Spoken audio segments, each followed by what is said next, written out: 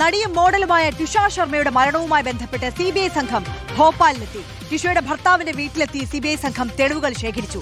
അന്വേഷണം വേഗത്തിലാക്കാൻ സുപ്രീംകോടതി CBIയോട് ആവശ്യപ്പെടുന്നു.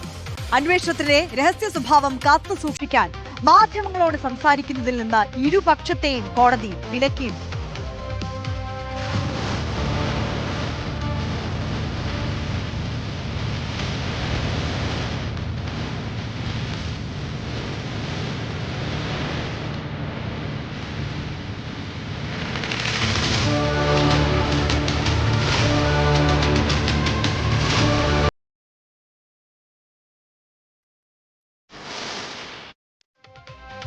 ദില്ലിയിൽ നിന്ന് YS അഭിനന്ദ് കൂടുതൽ വിശദാംശങ്ങളുമായി നമുക്കൊപ്പം ചേരുകയാണ്. അഭിനന്ദ്, ഇതിപ്പോൾ രാജ്യമൊട്ടാകെ ചർച്ച ചെയ്യുന്ന ഒരു വിഷയമായി മാറിയിരിക്കുകയാണ്.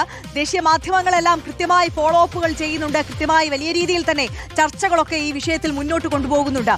ഈ നടിയും മോഡലുമായ ടിഷയുടെ മരണവുമായി ബന്ധപ്പെട്ട് ഈ CBIയുടെ അന്വേഷണം ഏത് തരത്തിലാണ് മുന്നോട്ട് പോകുന്നത്?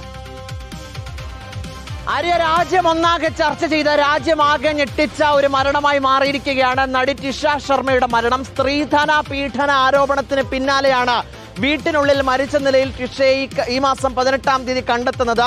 ചില നിർണായകമായിട്ട് വിവരങ്ങൾ പുറത്തു വരുന്നു. സമർത്ഥ് എന്ന ഭർത്താവിനെ അതിനാടകീയമായ രീതിയിൽ അറസ്റ്റ് ചെയ്യുകയും ചെയ്തു.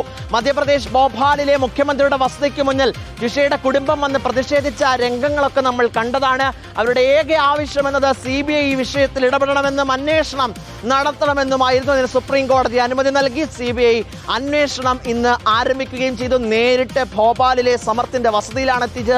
അതിനകത്ത് റിട്ടയർഡ് ജഡ്ജിയായിട്ടുള്ള അമ്മായിയമ്മയുടെ ഒരു പേര് സജീവമായ ചർച്ചയായിരുന്നു ഈ ദിവസങ്ങൾ മുഴുവനും. കാരണം നീതിന്യായ വ്യവസ്ഥയടക്കം നടപ്പിലാക്കിയ ഒരു സ്ത്രീ മരുമകൾക്ക് നേരെ തുടർച്ചയായിട്ടുള്ള അധിക്ഷേപങ്ങൾ നടത്തി, ഗാർഹിക പീഡനത്തിന് നേതൃത്വം നൽകിയെന്ന അടക്കമുള്ള ആരോപണങ്ങൾ ഉണ്ടായിരുന്നു.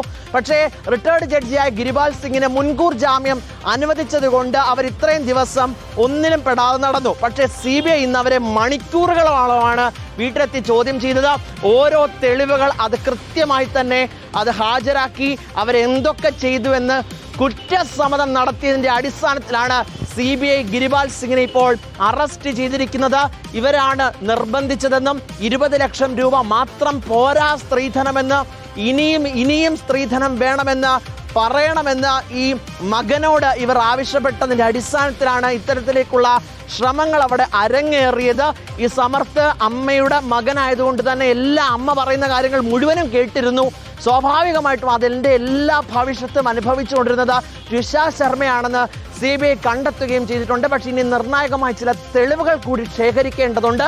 എന്നെങ്കിൽ മാത്രമേ അത് കോടതിയിൽ അത് നിലനിൽക്കുകയുള്ളൂ, കോടതിയിൽ ഹാജരാക്കാനായിട്ട് കഴിയുകയുള്ളൂ. അതിലേക്ക് ഇപ്പോൾ കടന്നിരിക്കുകയാണ് CBI. ഇവരെ രണ്ടുപേരെയും കൂടി ഒരുമിച്ചെത്തി ചോദ്യം ചെയ്യലിലേക്ക് അടക്കമുള്ള നടപടികളിലേക്കാണ് നിലവിൽ CBI കടക്കാൻ പോകുന്നത്. രാജ്യം മുഴുവനും ഇപ്പോൾ ചർച്ചയാക്കുകയാണ്. ദേശീയ മാധ്യമത്തിലടക്കം ചർച്ചയായ വിഷയമാണ് ടിഷയുടെ മരണം.